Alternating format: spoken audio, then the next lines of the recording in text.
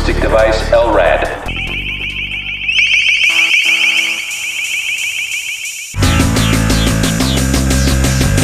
One acoustic device is gaining ground daily by being law enforcement's go-to choice for crowd control scenarios and search and rescue missions.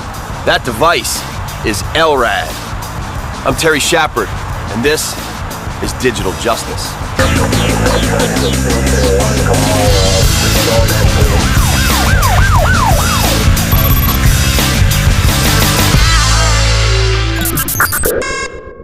Robert, first question. What does LRAD stand for? Long-range acoustic device. Robert Putnam with LRAD Corporation gives the lowdown on this piece of popular yet contentious technology. With the long-range acoustic device systems, we're able to project voice messages and alarm tones up to distances over to 2 miles. It stays focused in a 30 to 60 degree beam, and by allowing us to do that, the people at the other end absolutely understand the instructions that are being given them, and we can give them the instructions in any language.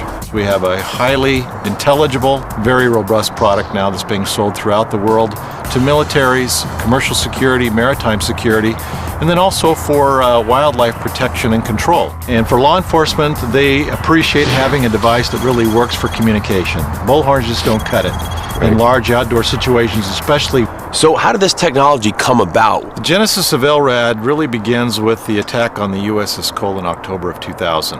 Here was a USS destroyer in a Yemeni port. They didn't know if it were fishermen or terrorists that were pulling alongside them until it was too late. They turned out to be terrorists, detonated, killed... And we know what happened. Yeah, we killed, it was bad. Killed many sailors, injured others, caused $1 billion of damage to the boat. And they had all this firepower on board, but they didn't know who these people were, so they couldn't take any action.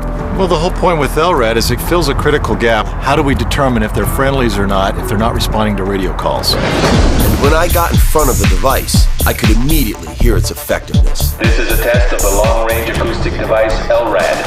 1, 2, 3, 4, 5, 6, 7. All right, guys, I have to say I'm a little worried walking up here like you're gonna sneak in and turn it back on. Scott, you were the operator on that one. Yes, Thank sir. you. Right off the bat, first impression, I felt like there was a dude standing right here yelling in my ear, but it was really clear. Here you have the back of the head unit where all the electronics are housed. You got the power switch you turn on. Power is activated by the control unit, which you have the on-off position. Right.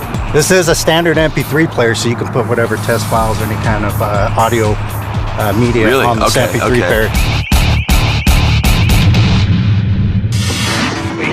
You will be given food, water, and medical attention. Because it can broadcast effectively up to 2 miles away and very powerfully, you can mount it on helicopters, fly over and be able to broadcast messages to hopefully the people that you're trying to find. Cover a lot of area quickly rather than putting, in some cases, hundreds of people on the ground in the bushes trying to find people. And then for suicide situations from bridges or buildings, fire departments and high-rise situations. Can also be used more in a bit of an offensive or a defensive manner. How does that work for that? Well, I think you're referring to our alarm tone capability of this. So that's what's gotten most of the interest from people out there on the other side. We really don't look at this as any kind of a weapon, non-lethal or otherwise.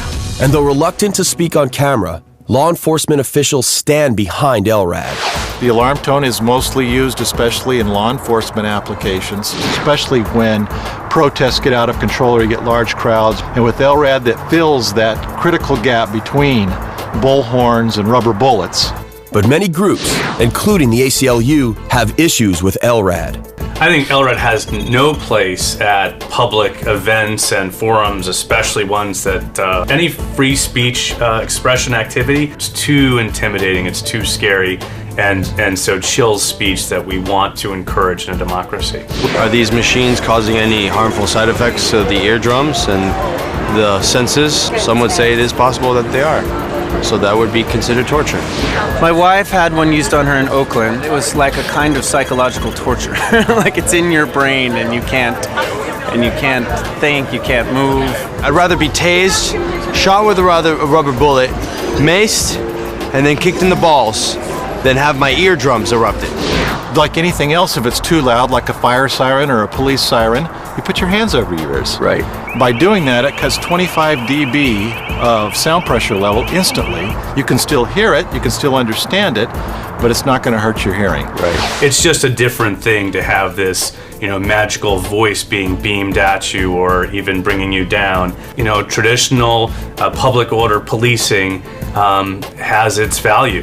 Well, I think you have some people out there, especially during protest situations, who view this as, hey, this is not allowing us to protest or do what we want. We know of one case in regards to the Pittsburgh G20 summit where LRAD was deployed. By order of the City of Pittsburgh Chief Police, I hereby declare this to be an unlawful assembly. And I think that was the first time that a police department had used LRAD in a high-profile event. And what they were interested in is keeping the property damage down and the number of arrests down.